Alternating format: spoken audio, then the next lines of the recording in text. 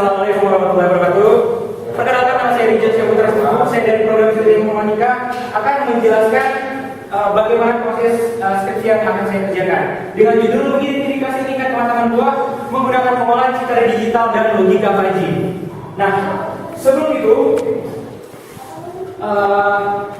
kenapa sih mahasiswa teknik informatika mengambil tema mengenai buah-buahan atau lebih tepatnya ke bidang pertanian? Karena saya akan mencoba mengimplementasikan ilmu teknik informatika itu di bidang pertanian juga. Jadi tidak selamanya ilmu komputer itu berhubungan dengan komputer, program dan lain sebagainya. Jadi di sini saya akan mengimplementasikan ilmu komputer tersebut di bidang pertanian dan tepatnya pada proses mengidentifikasi tingkat kematangan buah. Nah, apa-apa saja yang menjadi identifikasi masalah dalam penelitian yang saya lakukan? Yang pertama itu, buah yang dikonsumsi oleh tubuh itu belum matang sempurna. Seperti yang kita ketahui bahwasanya tubuh manusia itu tidak bisa memproduksi vitamin dengan sendirinya. Jadi di situ manusia itu membutuhkan buah-buahan untuk menambah vitamin dan asupan gizi pada tubuh manusia. Nah, untuk identifikasi masalah selanjutnya, presentasi pengukuran tingkat kematangan buah menggunakan pengolahan citra digital dan logika Fuzzy itu belum sepenuhnya sempurna. Di sini pasti masih ada juga taraf kesalahan yang akan terjadi dalam penelitian ini.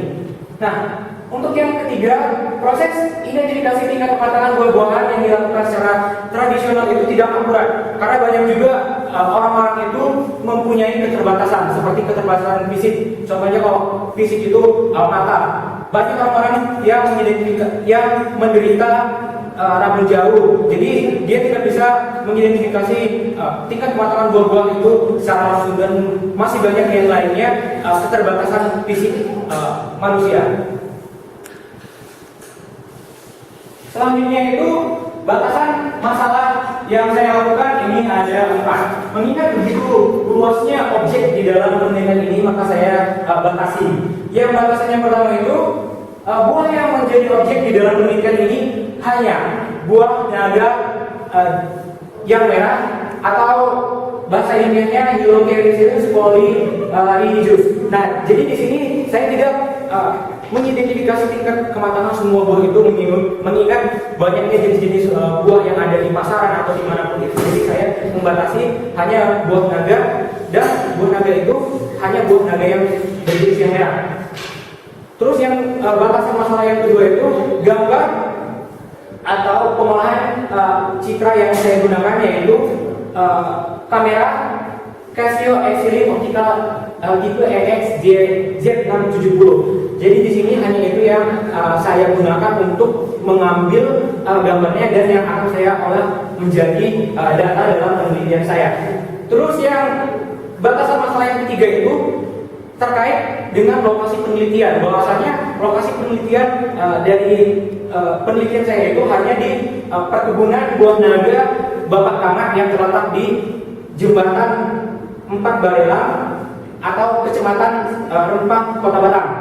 Dan batasan masalah yang ketiga itu mengenai software yang saya gunakan. Software yang saya gunakan dalam pemrosesan pengolahan citranya itu dan aplikasi logika Fuzzy-nya itu, yaitu MATLAB versi 2013A. Jadi di situ versi MATLAB itu sangat banyak sekali. Jadi saya hanya menggunakan yang versi 2013A. Selanjutnya itu mengenai rumusan masalah dari penelitian yang saya lakukan itu. Yang pertama itu bagaimana proses penentuan tingkat kematangan buah menggunakan pengolahan citra digital dan logika Fuzzy. Nah, di situ nanti akan saya jelaskan di bab 3 dan bab 4 yang saya lakukan, bagaimana proses dalam pengidentifikasian tingkat kematangan buah naga tersebut. Dan yang kedua itu bagaimana tingkat keakuratan penelitian tingkat kematangan buah menggunakan logika Fuzzy dan pengolahan citra digital tentunya. Di situ nanti yang seperti yang sudah saya sampaikan, bahwasanya pengolahan citra digital dan logika Fuzzy itu belum sepenuhnya sempurna dan masih ada kesalahan. Dan dari situ nanti saya akan mencoba menunjukkan taraf kesalahan pengidentifikasian tingkat kematangan buah menggunakan pengolahan citra digital dan logika Fuzzy itu berapa persen.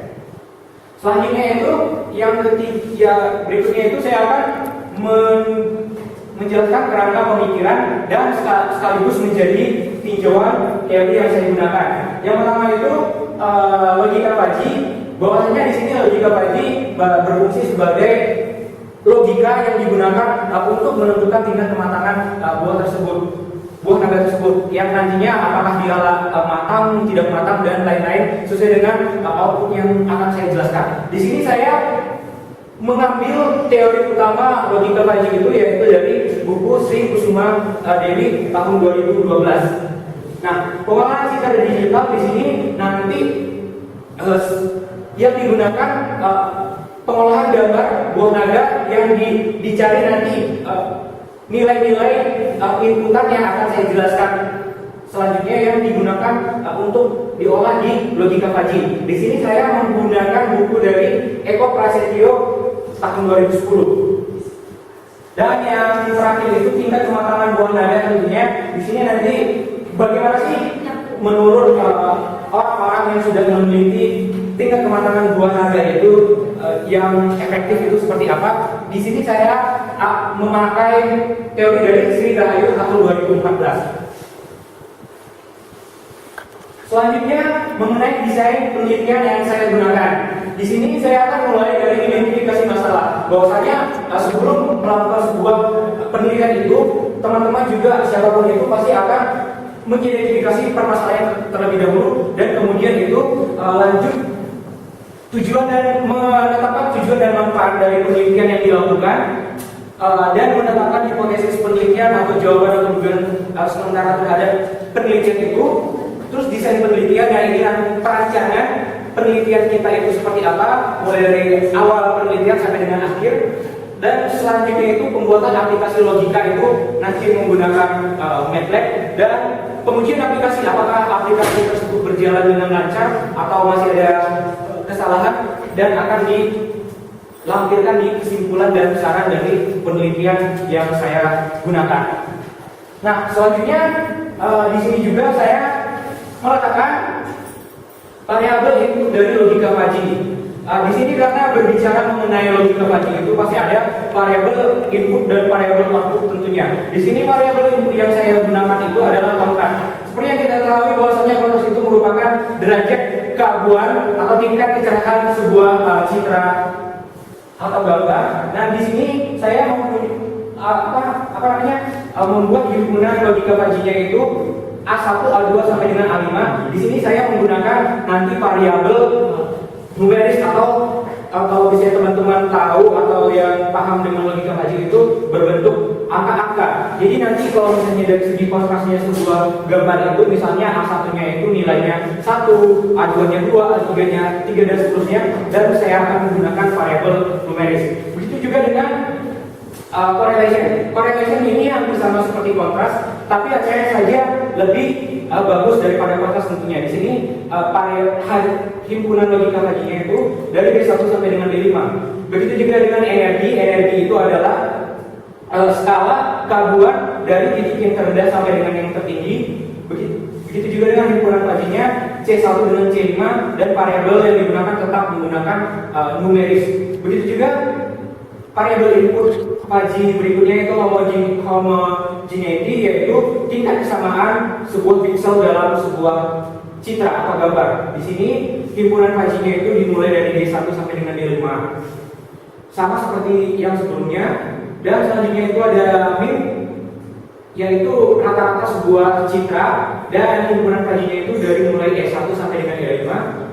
Ada juga varians atau variasi dari sebuah citra rata-ratanya, dan himpunannya dari F1 sampai dengan F5, dan variabel yang digunakan tetap variabel numeris atau berbentuk angka. Nah, di sini setelah saya membahas variabel inputan saya dalam identifikasi tingkat kematangan buah menggunakan pengolahan citra digital dan logika Fajri. Nah, di sini pasti saya ada hasil akhirnya atau sering juga disebut dalam logika Fajri itu sebagai variabel output. Nah, variabel output dari penelitian saya itu, yang pertama itu tingkat kematangan, yaitu dari segi mentah atau tidak matang. Yang kedua itu dari segi setengah matang sebuah buah tersebut. Dan yang ketiga itu apakah dia matang, dan yang terakhir busuk. Jadi kesimpulan dari variabel output yang saya gunakan yaitu matang, setengah matang, matang dan busuk. Nah, di situ yang akan diolah menggunakan pengolahan citra digital yang seperti yang sudah saya jelaskan sebelumnya, menggunakan software MATLAB. Dan selanjutnya itu teknik analisa data yang saya gunakan. Di sini nanti seperti yang desain penelitian yang sudah saya jelaskan, saya akan membuat aplikasi logika pajinya menggunakan MATLAB. Yang pertama itu nanti di gambar buah itu terlebih dahulu kita ekstraksi gambarnya itu ke bentuk grayscale, karena MATLAB versi 2013 itu hanya